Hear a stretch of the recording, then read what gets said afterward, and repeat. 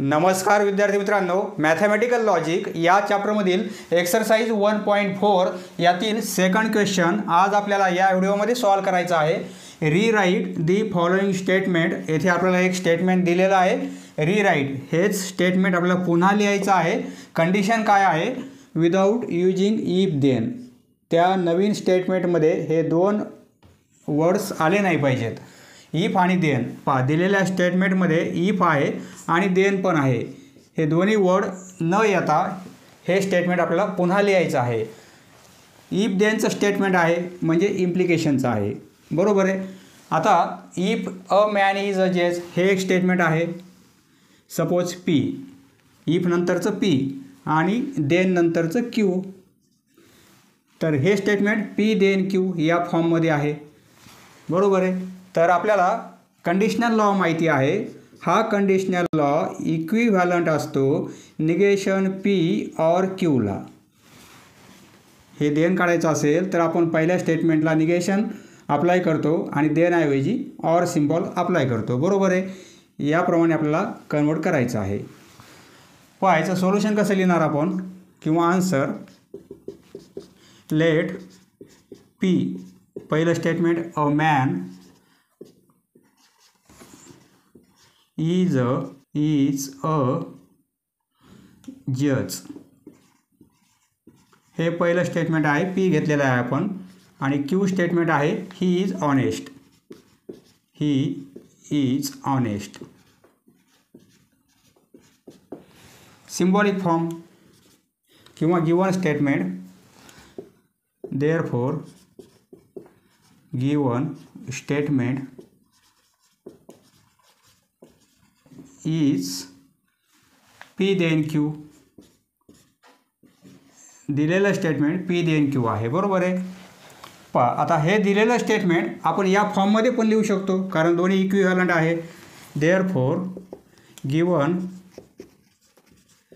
Statement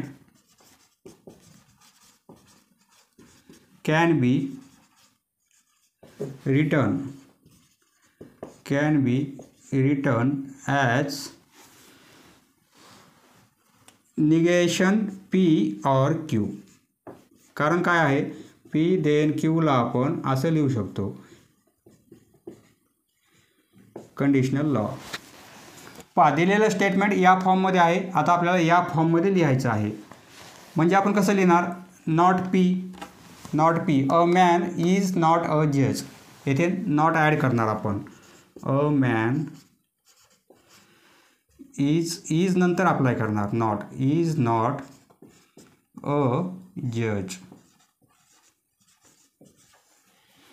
और आहे और क्यू म्हणजे ही इज ऑनेस्ट. और ही is honest.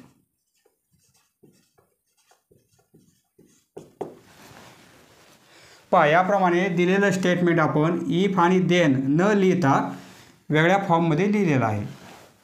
Next second sub question. If 2 is rational number. हे एक स्टेटमेंट आहे. देन नंतर हे एक स्टेटमेंट आहे. हे स्टेटमेंट आपण पी घेऊ. इफ नंतरचं पी घ्यायचं आणि नंतर हे क्यू म्हणजे पी देन क्यू या फॉर्ममध्ये आहे. Let p statement 2 is rational number. Q statement √2 is an irrational number. Therefore given statement P then q या फॉर्ममध्ये आहे. Is P then q. But p then q म्हणजेच काय? Negation p or Q.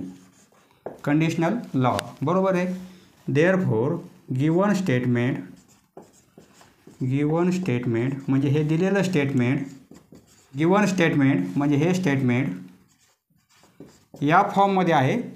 तर त्या फॉर्मला आपण या फॉर्ममध्ये लिहू शकतो. Given statement can be written as. या फॉर्ममध्ये लिहायचं आहे. पहिल्या स्टेटमेंटात नॉट ॲड करायचं आहे. 2 इज नॉट. इफ आणि देन वापरायचे नाहीत. 2 इज नॉट रॅशनल नंबर. पीला आपण नॉट लावलेला आहे.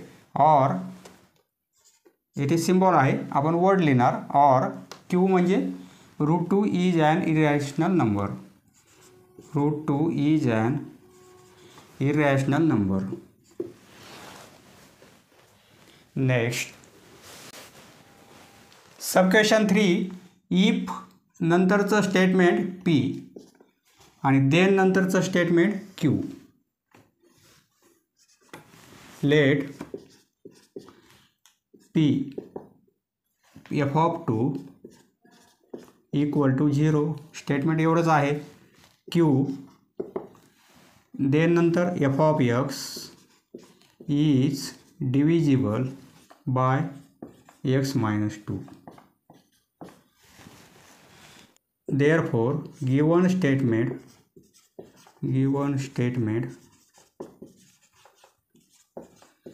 is P then Q. दिलेलं स्टेटमेंट या फॉर्ममध्ये आहे, बरोबर आहे. परंतु या फॉर्ममधलं आपल्याला कन्वर्ट करायचं आहे. हे सिम्बॉल आला नाही पाहिजे किंवा देन वर्ड आला नाही पाहिजे. याला आपण असं लिहू शकतो इक्विव्हॅलंट. सॉरी, येथे असं नाही पाहिजे, फक्त 3 लाईन्स पाहिजेत. फक्त 3 लाईन्स पाहिजेत. ह्याच्यावर असा सिम्बॉल येत नाही आहे. निगेशन पी और क्यू, बरोबर आहे. देअरफॉर गिवन स्टेटमेंट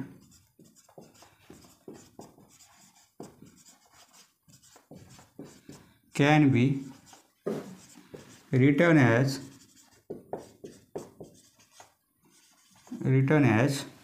या फॉर्ममध्ये लिहू शकतो आपण, बरोबर आहे. म्हणजे नॉट लावायचं पहिल्या स्टेटमेंटला. f(2) नॉट लावायचं म्हणजे इक्वल टू आहे, नॉट करणार आपण. Not equal to 0. Or Q म्हणजे हे स्टेटमेंट. और f(x) is divisible by x - 2.